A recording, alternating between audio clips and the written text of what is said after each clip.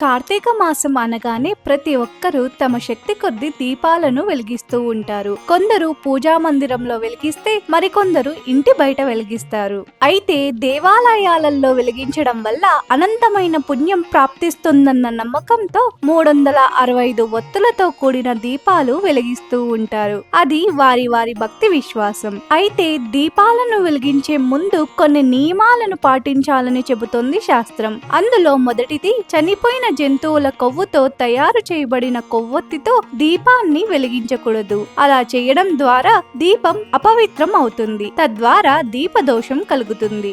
అలాగే అగ్గి పుల్లలతో దీపాలు వెలిగించడం కూడా దోషమే. అయితే మొదటి దీపం వెలిగించిన తరువాత చేతిలో అక్షతలు తీసుకోవాలి. ఆ వెలిగించిన దీపం దగ్గర వేస్తూ దామోదరం ఆవాహయామి, త్రయంబకం ఆవాహయామి అనే నామాన్ని స్మరించాలి. ఇలా చేయడం వల్ల దేవతలు ఆ దీపాల్లోకి ఆవాహన అవుతారు. ఆ తరువాత మిగిలిన వాటిని పరిమళభరితమైన అగరబత్తీలతో వెలిగించాలి. తద్వారా మిగిలిన దీపాలకు ఆ దోషం కలగదని పండితులు చెబుతున్నారు. ఈ వీడియో మీకు నచ్చినట్లయితే ఒక లైక్ కొట్టి మా ఛానల్ ను సబ్స్క్రైబ్ చేసుకోండి. ధన్యవాదాలు.